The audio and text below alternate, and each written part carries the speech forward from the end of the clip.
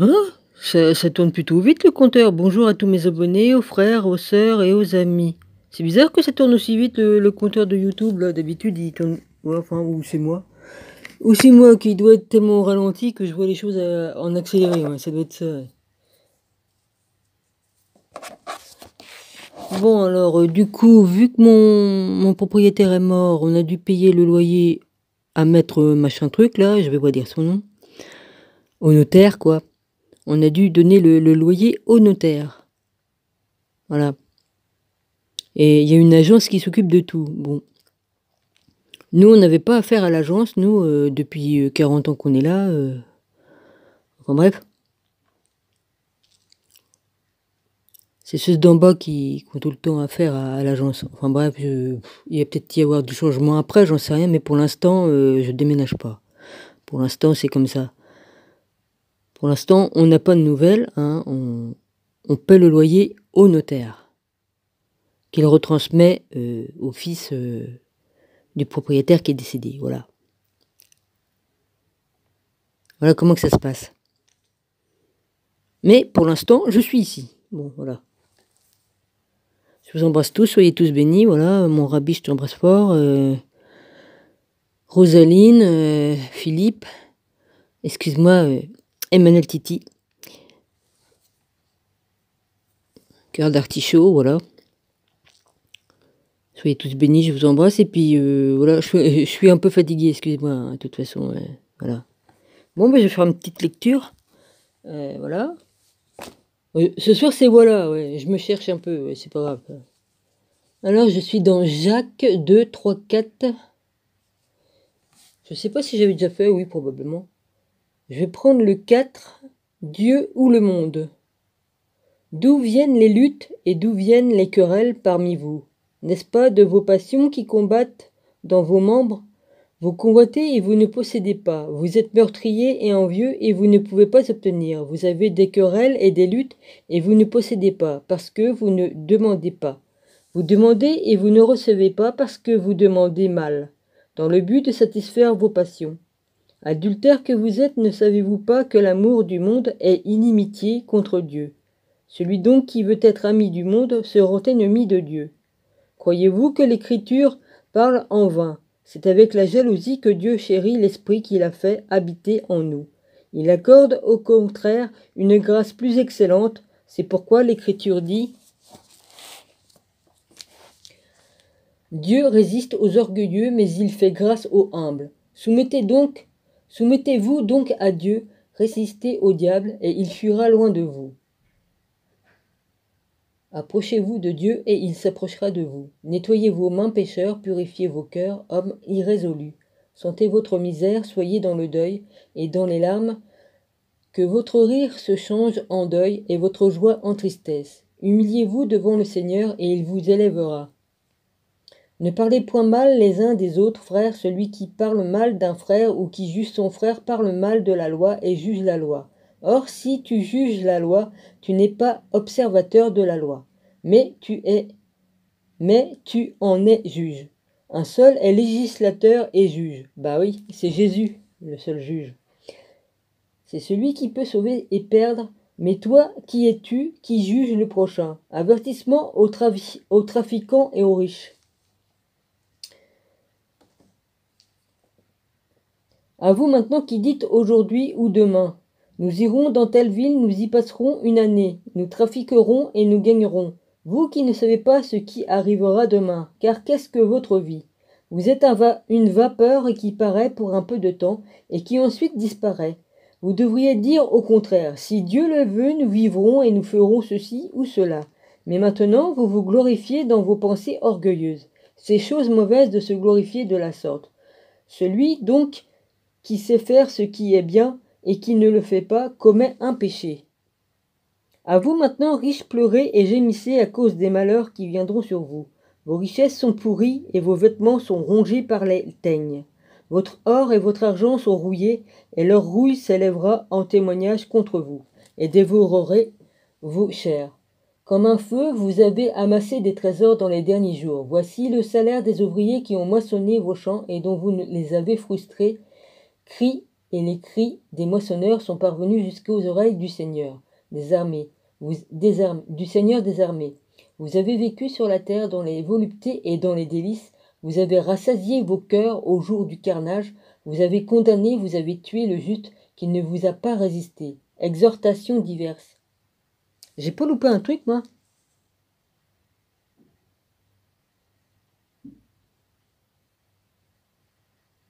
Ah oui, non, j'ai pas loupé. Ok. Soyez donc patients, frères, jusqu'à l'avènement du Seigneur. Voici le laboureur attend le précieux fruit de la terre, prenant patience à son égard, jusqu'à ce qu'il ait reçu les pluies de la première et de l'arrière-saison. Vous aussi soyez patients, affermissez vos cœurs, car l'avènement du Seigneur est proche. Ne vous plaignez pas les uns des autres, frères, afin que vous ne soyez pas jugés. Voici le juge est à la porte. Prenez mes frères pour modèle de souffrance et de patience. Les prophètes qui ont parlé au nom du Seigneur. Voici, nous disons, bienheureux ceux qui ont souffert patiemment. Vous avez entendu parler de la patience de Job, et vous avez vu la fin que le Seigneur lui accorda, car le Seigneur est plein de miséricorde et de compassion. Avant toute chose, mes frères, ne jugez ni par le ciel, ni par la terre, ni par aucun autre serment, mais que votre oui soit oui, et que votre non soit non, afin que vous ne tombiez pas dans le jugement. Quelqu'un parmi vous est-il dans la souffrance, qu'il prie? Quelqu'un est-il dans la joie, qu'il chante des cantiques? Quelqu'un parmi vous est-il malade, qu'il appelle les anciens de l'Église et que les anciens prient pour lui, en loignant d'huile au nom du Seigneur?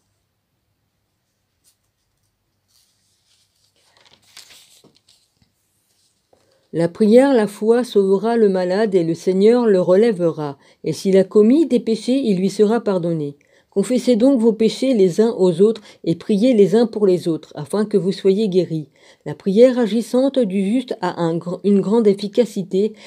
Élie était un homme de la même nature que nous. Il pria avec instance pour qu'il ne pleuve point, et il ne tombe point de pluie sur la terre pendant 3 ans et 6 mois.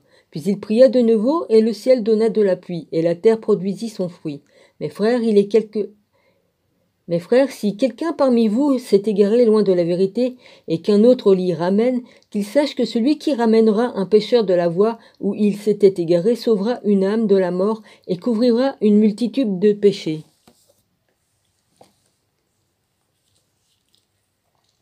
Premier épître de Pierre. Mince, il y a le truc qui glisse.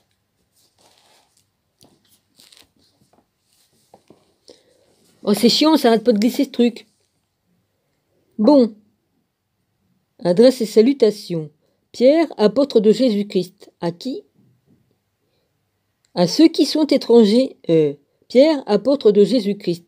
À ceux qui sont étrangers et dispersés dans le pont de la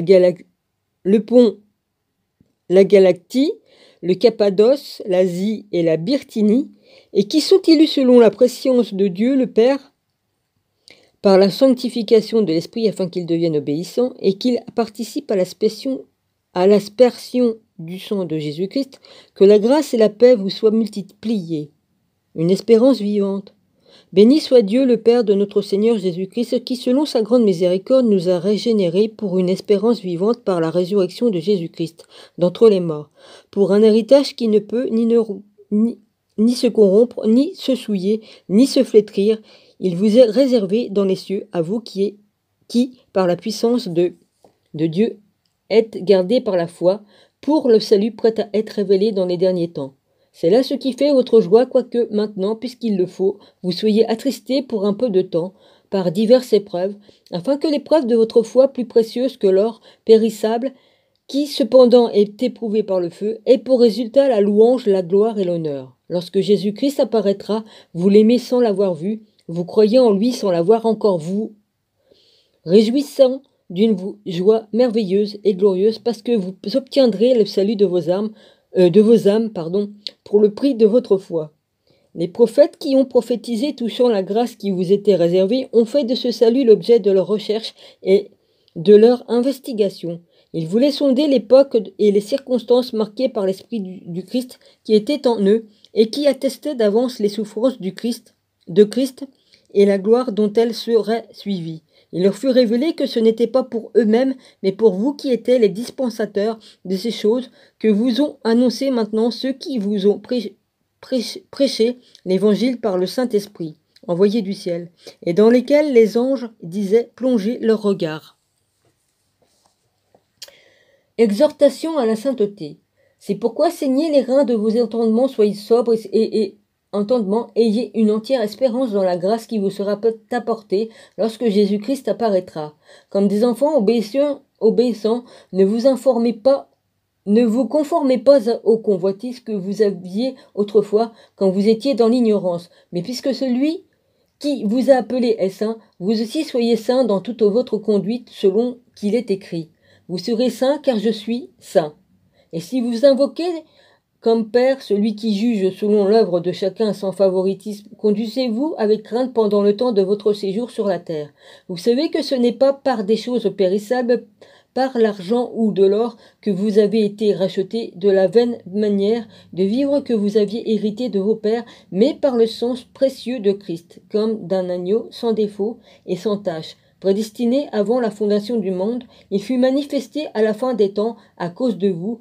Par lui, vous croyez en Dieu qui l'a ressuscité des morts, et lui a donné la gloire, en sorte que votre foi, votre espérance repose sur Dieu.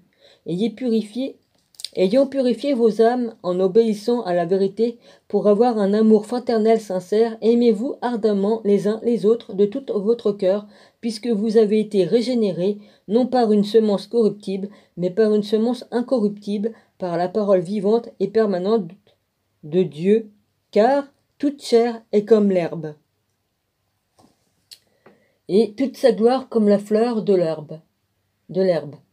L'herbe sèche de la fleur tombe, mais la parole du Seigneur demeure éternellement. Et cette parole est celle qui vous a été annoncée par l'Évangile. Jésus-Christ, la pierre angulaire. Rejetant donc toute méchanceté et toute ruse, la dissimulation, l'envie et toute médisance, désirez comme des enfants nouveau-nés le lait spirituel et pur, afin que par lui vous croissiez par le salut, si vous avez goûté que le Seigneur est bon. Approchez-vous de lui, pierre vivante, rejetée par les hommes, mais choisie et précieuse devant Dieu, et vous-même, comme des pierres vivantes, édifiez-vous pour former une maison spirituelle, un saint sacerdoce,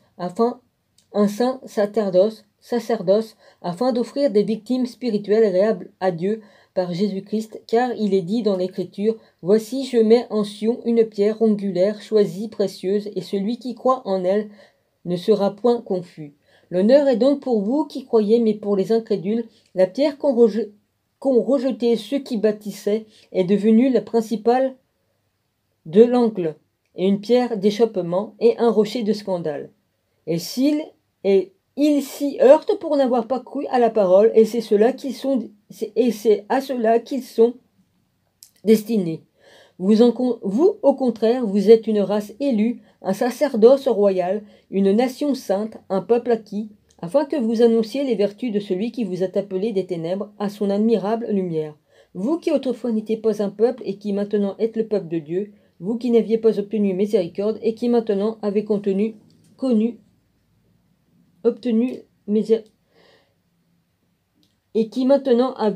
miséricorde. La vie chrétienne pratique. Bien-aimés, je vous exhorte comme étrangers et voyageurs sur la terre à vous abstenir des convoitises charnelles qui font la guerre à l'âme. Ayez au milieu des païens une bonne conduite afin que là même où ils vous calomnient, comme si vous étiez des malfaiteurs, ils remarquent vos bonnes œuvres et glorifient Dieu au jour où il les visitera. Soyez soumis à cause du Seigneur à toute autorité établie parmi les hommes, soit au roi comme souverain, soit au gouverneur comme envoyé par lui pour punir les malfaiteurs et pour approuver les gens de bien, car c'est la volonté de Dieu, qu'en pratiquant le bien, vous réduisiez au silence les hommes ignorants et insensés, étant libres sans faire de la liberté une voie qui couvre la méchanceté, mais agissant comme de serviteurs de Dieu. Honorez tout le monde, aimez les frères, craignez Dieu, honorez le roi. Serviteurs, soyez soumis en toute crainte à votre maître, non seulement à ceux qui sont bons et doux, mais aussi à ceux qui sont d'un caractère difficile, car c'est une grâce de supporter des afflictions par motif de conscience envers Dieu. Quand on souffre injustement, en effet, quelle gloire y a-t-il à supporter de mauvais traitements pour avoir commis des fautes, mais si vous supportez la souffrance lorsque vous faites ce qui est bien, c'est une grâce devant Dieu. Et c'est à cela que vous avez été appelés, parce que Christ aussi a souffert pour vous, vous laissant un exemple afin que vous suiviez ses traces. Lui qui n'a point commis de péché. Les mots sur la terre ne sont pas dans le grec. Non, je suis arrivée sur des petites discussions, des petites... ouais, non, c'est pas là, je me suis trompée. Bon. Lui qui n'a point commis de péché, et dans la bouche duquel il ne s'est point trouvé de fraude. Lui qui, injurié, ne rendait point d'injures, maltraité, ne faisait point de menaces, mais s'en remettait à celui qui juge justement. Lui qui a porté lui-même nos péchés et son corps sur le bois, afin que mort au péché, nous vivions pour la justice. Lui par les meurtrissures duquel vous avez été guéris, car vous étiez comme des brebis errantes, mais maintenant vous êtes retournés vers le berger et le gardien de vos âmes. Voilà, 3 femmes, que chacun soit la même soumise à son mari, afin que si quelqu'un n'obéisse point à la parole, il soit gagné sans la parole par la conduite de leur femme. En voyant votre manière de vivre chaste et respectueuse, ayez non cette parure extérieure qui consiste dans les cheveux tressés, les ornements d'or ou les habits qu'on revêt, mais la parure intérieure est cachée dans le cœur, la pureté incorruptible d'un esprit doux et paisible, qui est d'un grand prix devant Dieu. Ainsi se paraient autrefois les saintes femmes qui espéraient en Dieu, soumises à leur mari, comme Sarah qui obéissait à Abraham et l'appelait son Seigneur. C'est d'elle que vous êtes devenues les filles en faisant ce qui est bien, sans vous laisser troubler par aucune crainte. Marie, montrez à votre tour de la sagesse dans vos rapports avec votre femme, comme avec un sexe plus faible. Honorez-la comme devant aussi hériter avec vous de la grâce de la vie, qu'il en soit ainsi, afin que rien ne vienne faire obstacle à votre prière. Enfin, soyez tout animés des mêmes pensées et des mêmes sentiments, pleins d'amour fraternel, de compassion, d'humilité. Ne rendez point mal pour mal ou injure pour injure. Bénissez au contraire, car c'est cela que vous avez été appelés afin d'hériter la bénédiction. Si quelqu'un en effet vous aimez la vie et voir des jours heureux, qu'il préserve sa langue du mal, et ses lèvres des paroles trompeuses, qu'il s'éloigne du mal et fasse le bien, qu'il recherche la paix et la poursuive, car les yeux du Seigneur sont sur les justes, et ses oreilles sont attentives à leurs prières. Mais la face du Seigneur est contre ceux qui font le mal, et qui vous maltraitera. Si vous êtes zélés pour le bien, d'ailleurs, même si vous souffriez pour la justice, vous seriez heureux. N'ayez d'eux aucune crainte, et ne soyez pas troublés, mais sanctifiez dans votre cœur Christ le Seigneur. Étant toujours prête à vous défendre avec douceur et respect devant quiconque vous demande raison de l'espérance qui est en vous, et ayant une bonne conscience afin que la même où il vous calomnie comme si vous étiez des malfaiteurs, ceux qui décrivent votre bonne conduite en Christ soient couverts de confusion, car il vaut mieux souffrir si telle est la volonté de Dieu, en faisant le bien qu'en faisant le mal. L'exemple de Christ dans ses souffrances. Christ aussi a souffert une fois pour les péchés, lui juste pour des injustes. Afin de nous amener à Dieu, il a été mis à mort quant à la chair et rendu vivante quant à l'esprit, dans lequel aussi il est allé prêcher aux esprits en prison, qui autrefois avaient été incrédules lorsque la patience de Dieu se prolongeait au jour de Noé, pendant les constructions de l'arche, dans laquelle un petit nombre de personnes, c'est-à-dire 8, furent sauvées à travers l'eau. Cette eau était une figure du baptême qui n'est pas la purification des souillures du corps, mais l'engagement d'une bonne conduite envers Dieu, et qui maintenant vous sauve, vous aussi. Par la résurrection de Jésus-Christ, il est à la droite de Dieu depuis qu'il est allé au ciel, et que les anges, les autorités et les puissances lui ont été soumises. Ainsi donc, Christ ayant souffert dans la chair, vous aussi armez-vous de la même pensée, car celui qui a souffert dans la chair en a fini avec le péché, afin de vivre non plus les convoitises des hommes, mais selon la volonté de Dieu pendant le temps qu'il lui reste à vivre dans la chair. C'est assez, en effet, d'avoir dans le temps passé accompli la volonté des païens en marchant dans le dérèglement, les convoitises, l'ivrognerie, les orgies et les idolâtries criminelles. Ainsi trouve-t-il étrange que vous ne vous précipitiez pas avec eux dans le même débordement de débauche, et ils vous calomnient, ils rendront compte à celui qui est prêt à juger les vivants et les morts, car l'évangile fut aussi annoncé aux morts, afin qu'après avoir été jugés comme les hommes dans la chair, ils vivent selon Dieu par l'Esprit.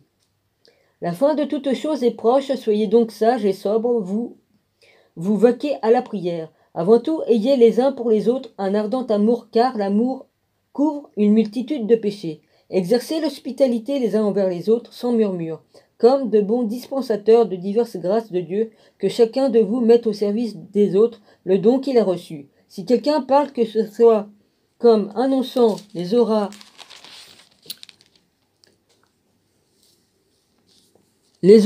de Dieu, et quelqu'un remplit un ministère qui le remplisse selon la force que Dieu communique, afin qu'en toute chose Dieu soit glorifié par Jésus-Christ, à qui appartiennent la gloire et la puissance au siècle des siècles. Amen.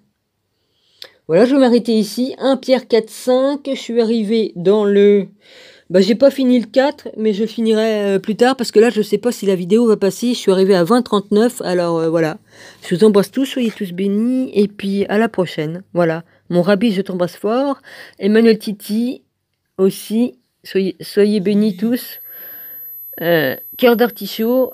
Don Missionville. Excuse-moi, je t'oublie, ma grande. Voilà.